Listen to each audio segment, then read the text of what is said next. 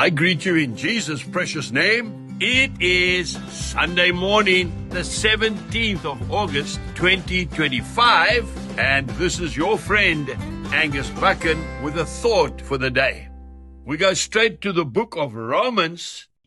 God, who gives life to the dead and calls those things which do not exist as though they did.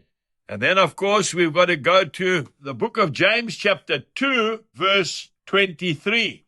Abraham believed God, and it was accounted to him for righteousness, and he was called the friend of God. There's not many places in the Bible where God calls any man his friend.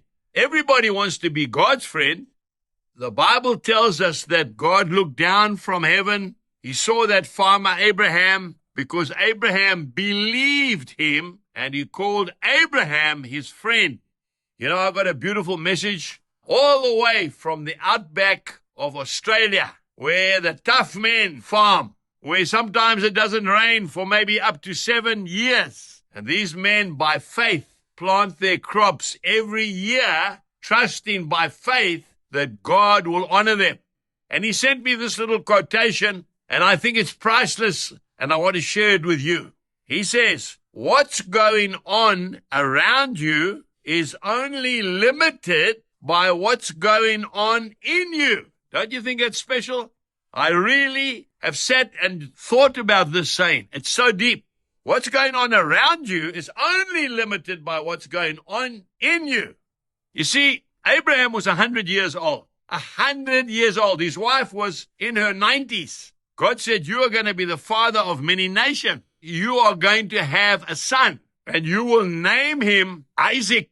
And Isaac will be the father of many nations. And if you love Jesus Christ today, my dear friend, and you are a follower of Christ, you are a son or a daughter of Abraham by faith. What you say is what you get.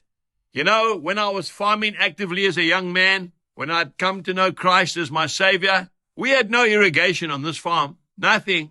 And when things got dry, I got on my knees and I started to pray the prayer of faith, calling those things that aren't as if they were. Getting in my pickup every morning, driving around the crop when the maize was starting to die and saying, Lord, I believe in the promises of God. Lord, you said it, I believe it, and that settles it.